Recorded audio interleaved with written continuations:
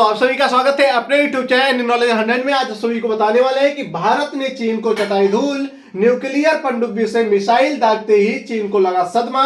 ये बात आपको जानकर हैरानी होगी कि किस प्रकार ने भारत ने एक बार फिर से चीन को इतना बड़ा झटका दिया है जिससे कि चीन घुटनों के बल गिर पड़ा है और माफी मांगने लगा है भारत से। साथियों यहां पे हम जानेंगे कि मिसाइल क्या होती है और भारत में ये किस किस नाम से जानी जाती हैं और किस प्रकार की मिसाइल होती हैं ये भी जानेंगे। पनडुब्बी क्या होती है ये आप जानेंगे।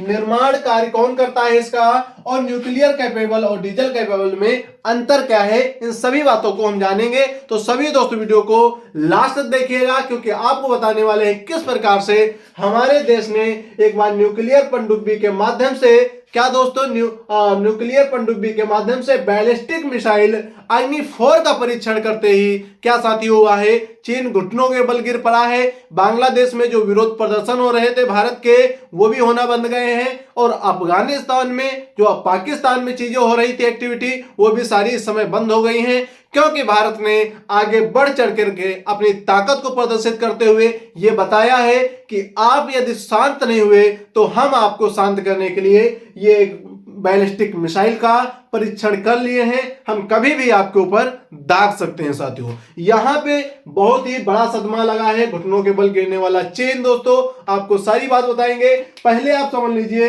न्यूक्लियर पनडुब्बी और मिसाइल के बारे में आपको समझाएंगे। साथियों दागने की बात आपको समझ में आ गई होगी। यहाँ पे मिसाइल आपकी ये मिसाइल यहाँ पे आपको समझाने वाले हैं, इधर पनडुब्बी आपको यहाँ पे समझाने वाले हैं और न्यूक्लियर कैपेबल आपको यहाँ पे समझाने वाले हैं। बस भारत में कितने प्रकार की होती है आपको बताएंगे। साथियों यहाँ पे चलिए मिसाइल पहले हम समझाते हैं क्योंकि यहाँ से आपकी मिसाइल कैपेबल हो जाएगी। साथियों मिसाइल क्या होती है, मिसाइल एक ऐसी चीज होती है जो एक स्थान से, मानो कि आप इस स्थान से खड़े हो, इस स्थान पे आपको वार करना है, किसी को मारना है क्योंकि ये दूरी कितनी है, आपकी ना तो गोली में आ सकती है ना तो आपकी बंदूक में आ सकती है। तो आप मारोगे कैसे दोस्तों, आपने यहां से यहां तक गोली चलाई है, कैसे चलाई है, ये आपके नीचे क्या थी, एक समुद्र था, इस समुद्र के अंदर आपकी एक पनडुब्बी थी। आपने एक चिड़िया का नाम सुना होगा पनडुब्बी के नाम से।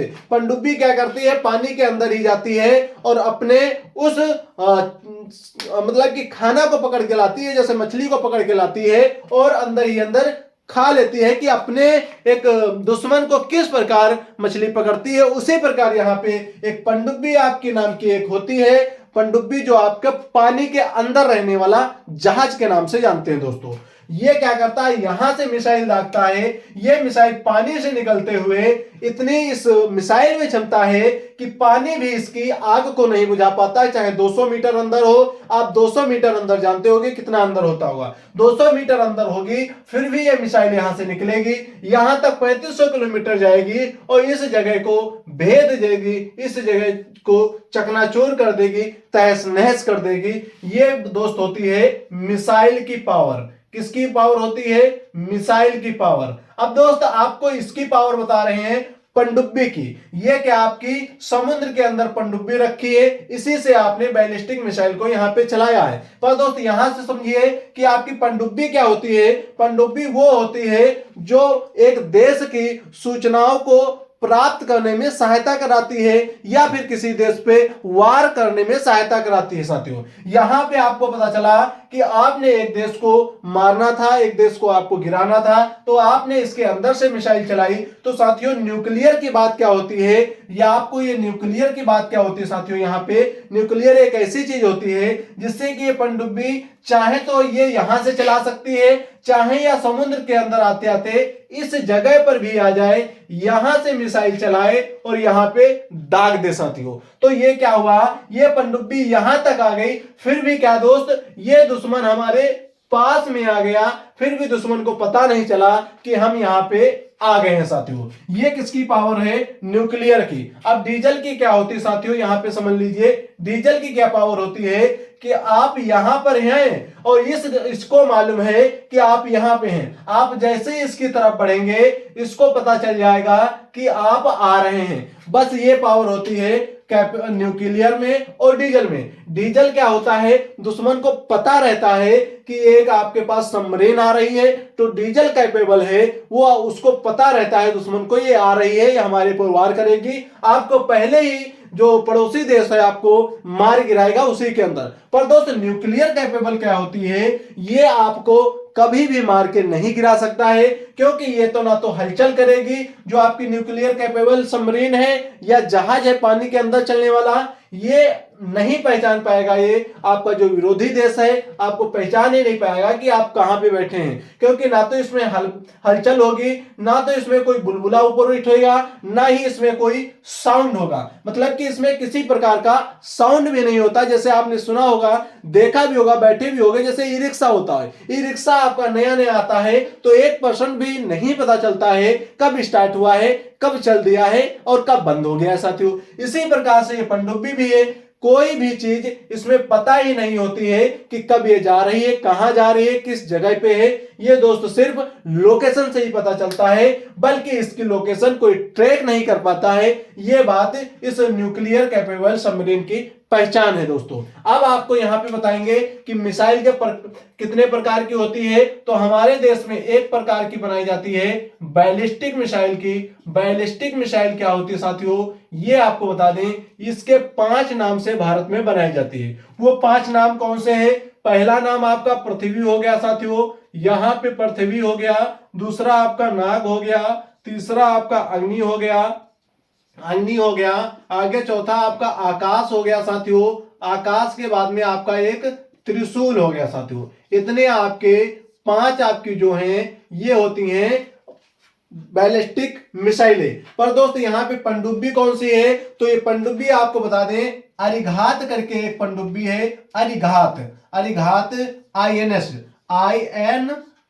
आईएनएस अरिघात करके एक पनडुब्बी है, उसी के द्वारा ये न्यूक्लियर कैपेबल बनाई गई है। ये किस कंपनी की है, तो आपको बता दें आईएनएस अरिहंत की है, एक अरिघात करके ये नई पनडुब्बी बनाई गई है, जिससे ये टेस्ट किया गया है, जिससे चीन सदमे में भी चला गया साथियों। अब आपको समझ में आया होगा कि पनडुब्बी एक पानी के अंदर चलने वाला जहाज होता है, जो किसी को भी पता न चले, इसलिए इसमें न्यूक्लियर चीजों का हम इस्तेमाल करते हैं। और इसी के साथ में मिसाइल वो होती है जो दुश्मन के इलाके को भेद करके और हमें पता न चलने दे कि किस जगह से हमने चलाई है, दुश्मन को पता ही ना चले कि ये किस जगह से मिसाइल आई थी। इसी के साथ में आपको बता दें निर्माण कार्य कौन करता है यहाँ पे, तो आपको बता दें ये डीआरडीओ करता है। कौन करता है दोस्तों, डीआरडीओ करता है डिफेंस सिस्टम को।